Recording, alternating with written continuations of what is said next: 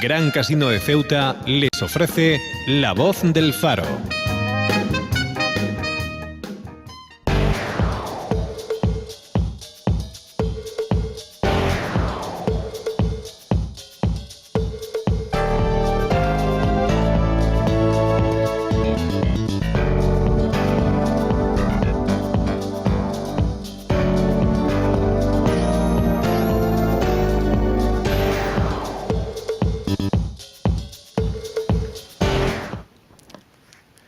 Bienvenidos oyentes en el 89.8 de su FM, también a los espectadores que nos siguen a través del farodeceuta.es, la página web del periódico y del Grupo Faro, el periódico El Faro de Ceuta, pero también no hay que olvidar a los internautas que ahora mismo nos pueden seguir en directo, en riguroso directo, a través del muro de Facebook. Muy buenos días, Isabel Ricardo. Muy buenos días, Juanjo Oliva. Riguroso directo en el muro de Facebook y en nuestra página web. Por también. Supuesto, y en la radio. Y en la radio, todo. Estamos ahora mismo, está ocurriendo lo que los espectadores y los oyen, está ocurriendo en directo. No hace falta, no hay ni trampa ni cartón. Oye, a este propósito, quiero comentarte una cosa. Esta mañana me encontré una persona que me decía, oye, decís que empezáis siempre a las 2:05 y a veces 2:06, 2:07, ¿qué pasa? Entonces, ya que estamos, comentémoslo para que lo sepan. Muy buenas tardes. No es que nosotros queramos salir a una hora o a otra, pero nos regimos sobre todo por el informativo que a mediodía la cadena COPE, el 89.8 de su FM, emite, como bien saben todos, que a veces puede exceder de algún minuto, de segundos y tal. De ahí va que nosotros empecemos un poquito más tarde a esta hora. Pero siempre estamos puntuales, nosotros al menos aquí físicamente, sentados y listos para que en el momento en el que nos dan paso, entramos. Efectivamente, inclusive mucho antes de que tengamos que empezar, estamos aquí tú y yo ultimando las noticias para darlas, que empezamos ya. Y seguimos al hilo de lo que comentábamos antes de ayer, el sábado, en fin. El juez ha mandado a prisión comunicada, pero sin fianza, a el presunto abusador de menores del Colegio Lope de Vega. En nuestra página 7 de hoy, ayer, creo que era pasada las 3 de la tarde, era cuando se hacía público algo que nosotros también ya habíamos comentado en la edición de ayer, que bueno, se cumplía ese plazo de detención policial y ya había que resolver si ingresaba en prisión o bien quedaba en libertad. Finalmente, el Tribunal Superior de Justicia de Andalucía, Ceuta y Melilla, pues hacía público que efectivamente, como tú has dicho, pues ha ingresado en prisión. Y bueno, pues entiendo yo que para la familia habrá sido, con independencia de que sea inocente o culpable, siempre el presunto por delante, la familia que bueno consideran que realmente pues esa persona ha cometido ese hecho delictivo contra sus hijos, en este caso sus hijas, pues bueno, esté en prisión. Pero claro, entiendo también que habrá gente, oye, pues que defiendan a esta persona, que bueno, pues discrepen.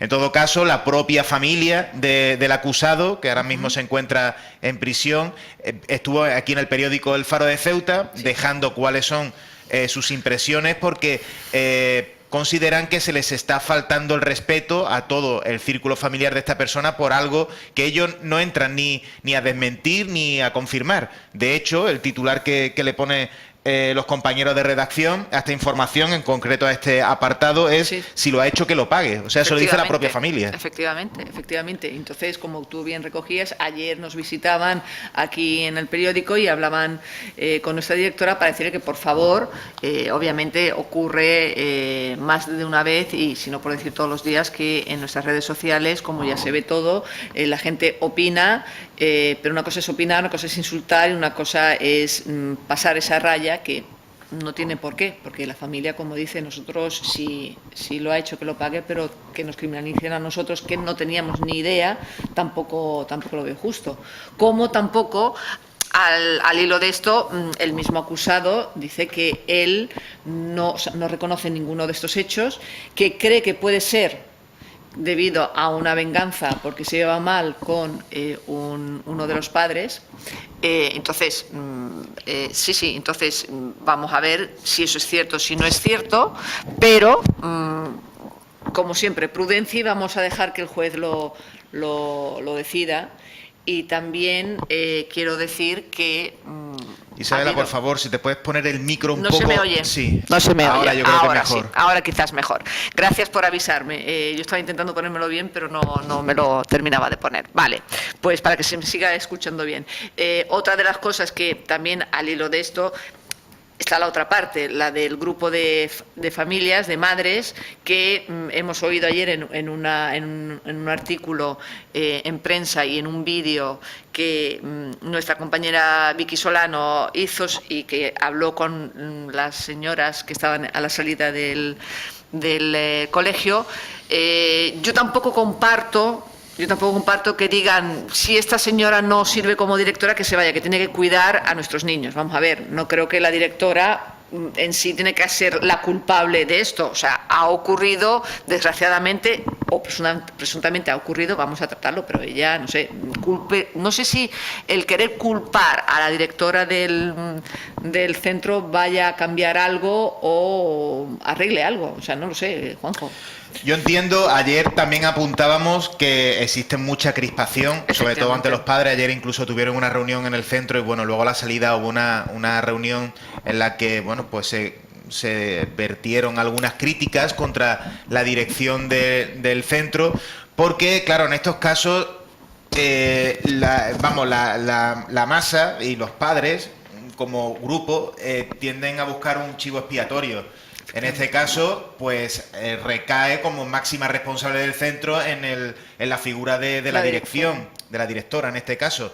Entonces, claro, tampoco voy a defender que sea la culpable ni porque en la cabeza de nadie cabe el hecho de que bueno, nadie vaya a consentir que se puedan dar estos presuntos abusos. O sea, pero no en ese colegio, en ninguno cualquiera. Ni en ningún sitio. Entonces, claro, ¿qué ocurre? Que los padres, llevados también por esa crispación a la que estamos aludiendo, también quieren resarcirse un poco y bueno, también que se haga, digámoslo así, un poco justicia, porque han sido, realmente se confirman, han sido varios casos y como que nadie se daba cuenta de que eso estaba ocurriendo. Siempre...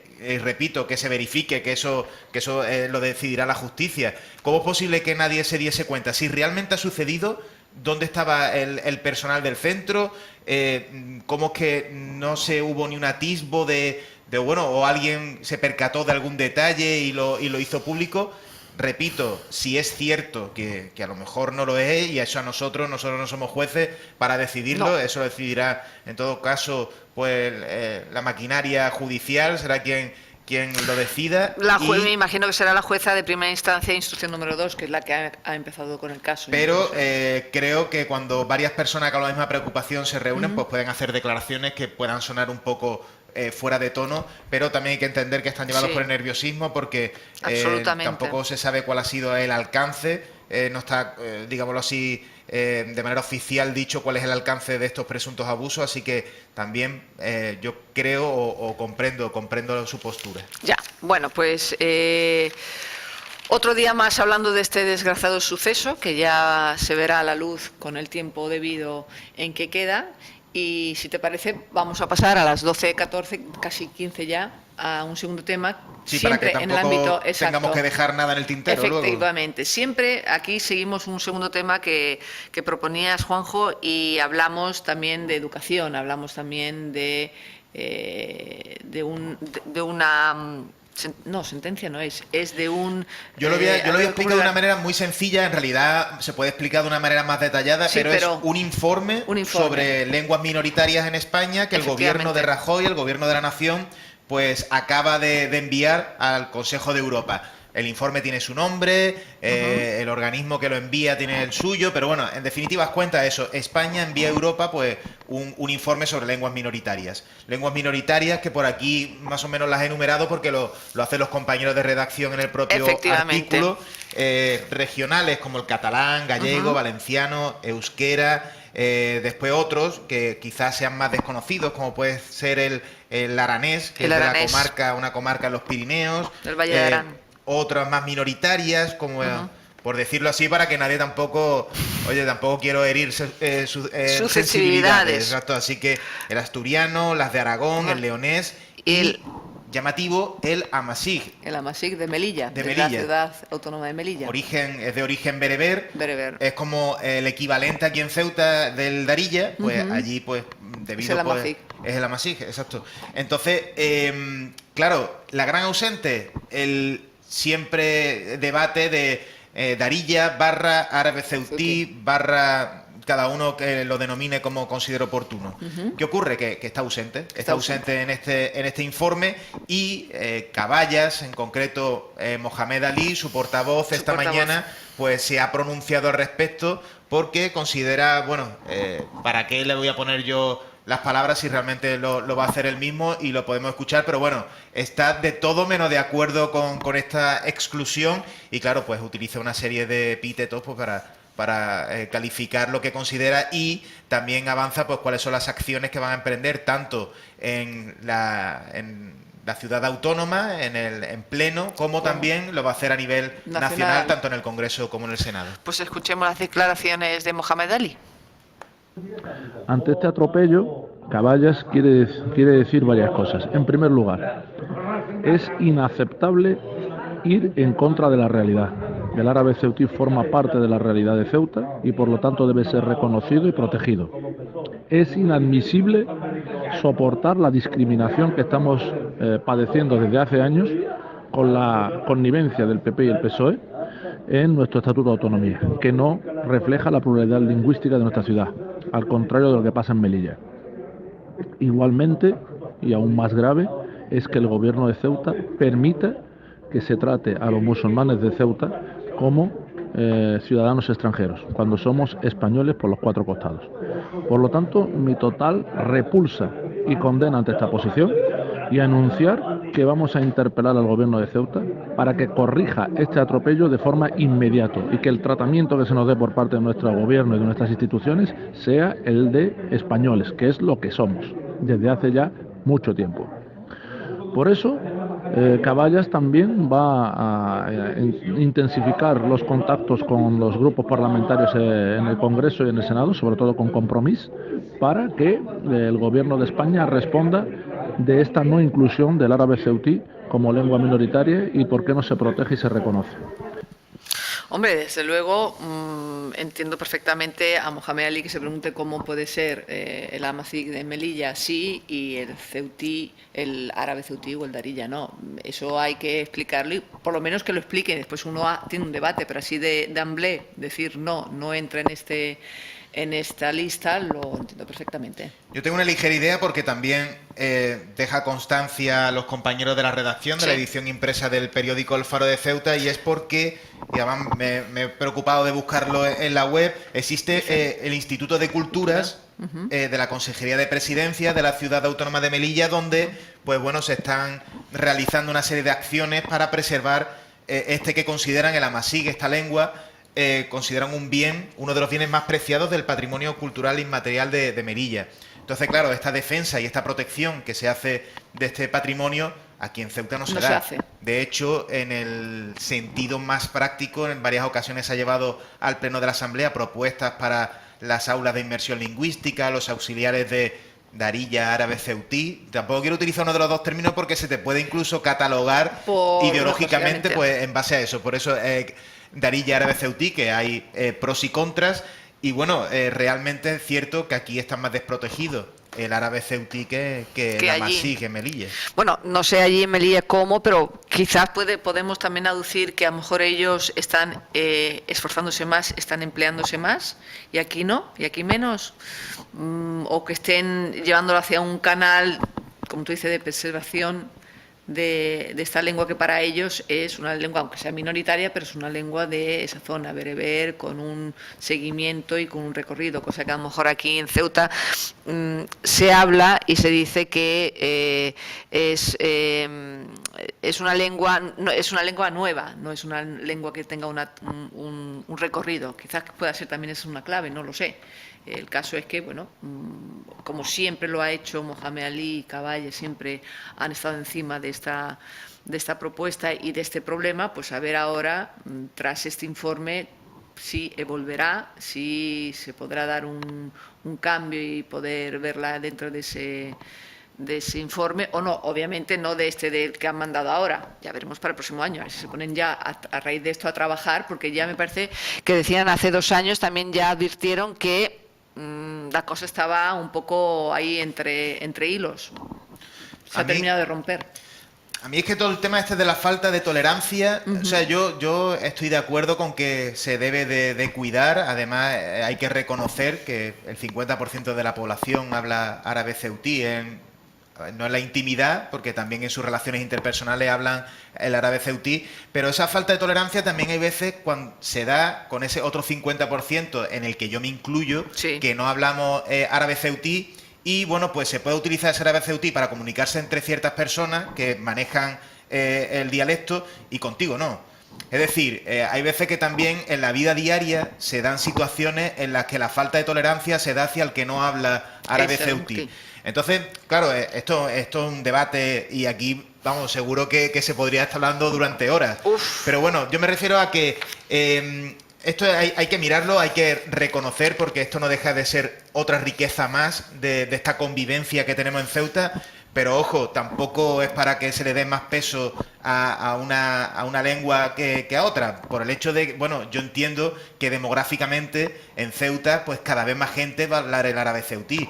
Y no se le puede, digamos, negar que es una realidad, como bien dice Mohamed Ali, pero bueno, tampoco se puede excluir a los que no sea, no por desgracia, y lo digo por desgracia porque a mí me hubiese gustado haberlo aprendido en su momento, ahora ya no tengo tiempo, pero por desgracia los que no hablamos árabe ceutí, que tampoco nos veamos apartados de mantener, pues, Hombre, relaciones interpersonales a este propósito abro y cierro una paréntesis. Yo también creo que este problema también es una cuestión de educación, porque siempre se ha sabido, o sea, los que vivimos aquí en Ceuta, aparte del español, que es la lengua oficial y sobre esto no hay duda, muy bien, si ustedes hablan, perfecto.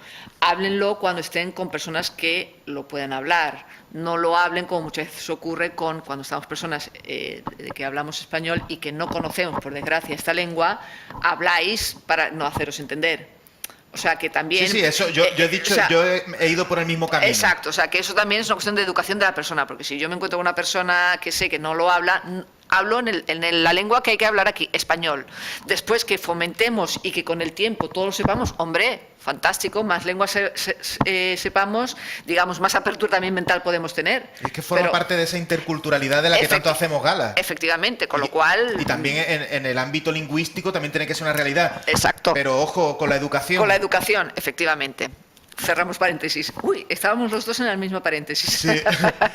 Pues, vámonos a otro tema, si te vamos parece. a pasar al siguiente. Todavía, venga, aquí tenía yo más argumentos apuntados. Lo sé, pero bueno, son las 12:24. Vamos a pasar al siguiente tema, y es en concreto, hoy en el juzgado de instrucción número 5, pues han habido varias citaciones por el caso, bueno, aquella denuncia que presentaron los sindicatos del Comité de Empresa de Trace, de la empresa adjudicataria del servicio de limpieza pública viaria, por presuntos, esta palabra que todo el día tengo en la boca para cuidarme en salud, presuntos delitos de prevaricación y malversación de caudales públicos en la encomienda de gestión, y aquí sigue el título de la encomienda, pero en definitiva es una limpieza que se encargó Atraxa el verano pasado. Y que era para la mejora de la ciudad, decían. Sí, eso es lo que esgrimía en aquel momento quien era el responsable, el consejero de Medio Ambiente, Emilio Carreira, que ha sido la persona citada hoy al juzgado, y esta mañana también han sido llamados al juzgado para ratificarse o no en la denuncia,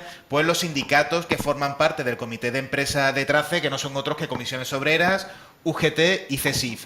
Y el compañero Luis Aznar ha estado allí y bueno, nos ha hecho llegar cuáles han sido las palabras de Juan Luis Aróstegui, secretario general de Comisiones Obreras, al salir. Evidentemente se ha ratificado, pero bueno, queremos escucharle. Venga, vamos allá.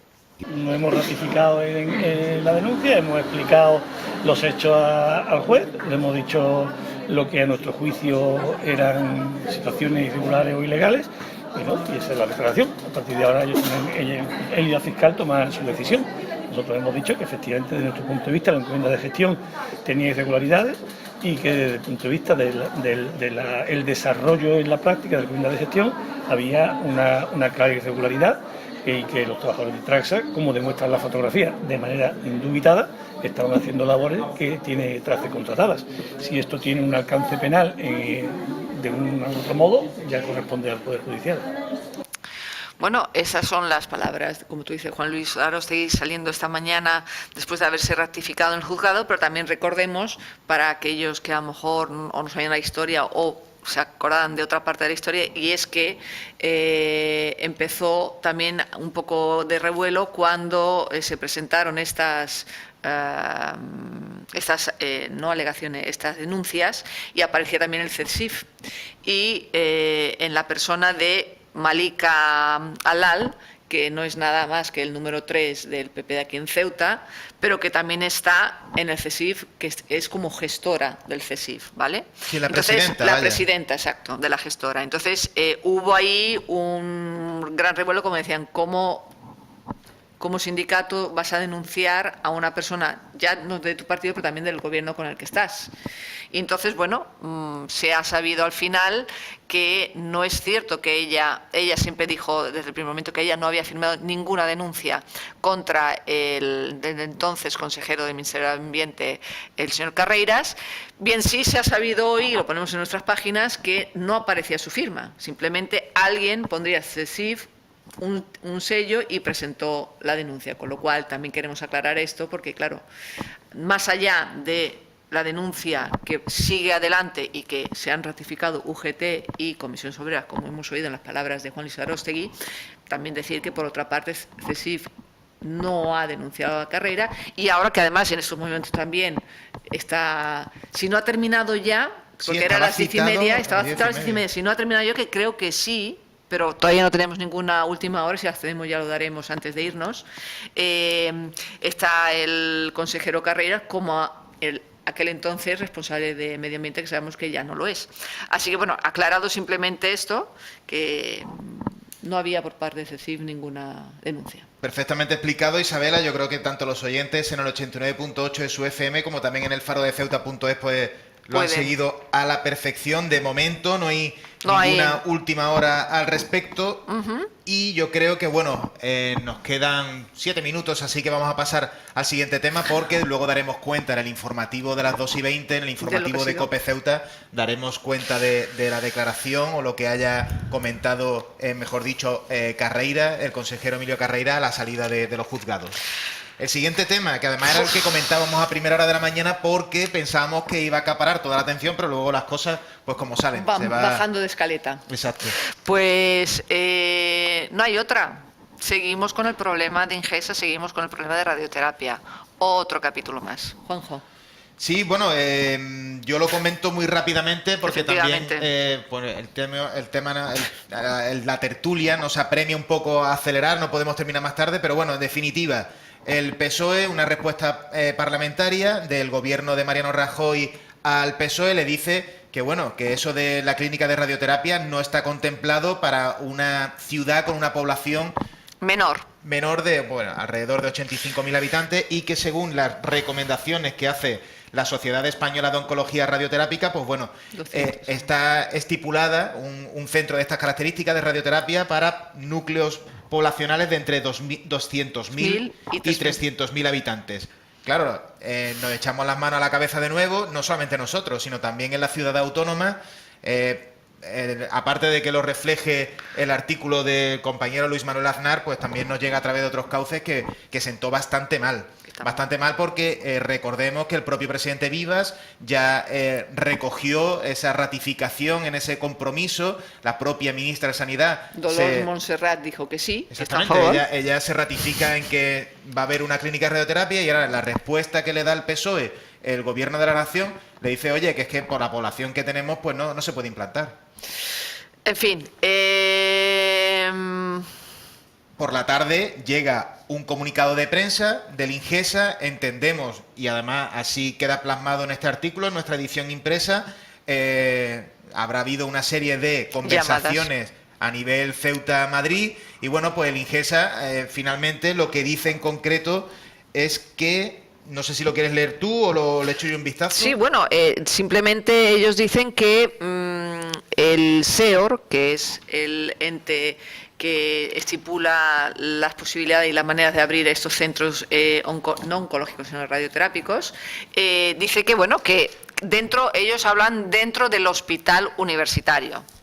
Hablaban como Ingesa, pero que a nivel privado, que podía ser, o sea, que no había ningún problema, que ellos no iban a poner ningún problema para que aquí se instalara una clínica, sobre todo porque ya no es por los números de pacientes que hay en Ceuta, sino por toda esa parte privada que pueda venir y pueda ser ayudada en estos centros. O sea, claro, quizá no haya afinado mucho, quien hizo la pregunta parlamentaria no haya afinado mucho porque, claro, lo encuadraba en el hospital universitario, no especificaba que era un servicio privado. Pero también quien haya, que bueno, yo creo que la habrán hecho en Madrid, esa respuesta, sí. La ministra dio su compromiso, o sea que entiendo que alguien de Madrid habrá sido quien lo habrá escrito esta respuesta parlamentaria.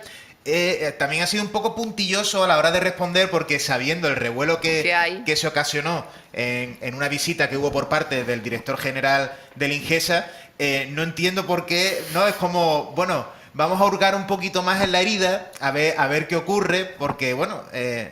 Hombre, es que yo creo que es una historia, Juanjo, de que él no quiere hacerlo, y lo digo con plenas letras, él no quiere hacerlo, pero como hay una ministra que está por encima de él, que dice que sí, que se ha comprometido a hacerlo, pues claro, cuando puede meter el dedito lo va a meter y lo va a seguir metiendo. Aunque sea privado o no privado, no estamos hablando si es dentro del hospital. El hecho de que Ceuta tenga una clínica radiológica, punto. En el hospital, en otros terrenos, donde la hay, punto, ya está. No sigamos, ¿no? No sigamos metiendo dedito, como tú dices, en la herida, en fin. Nos quedan apenas...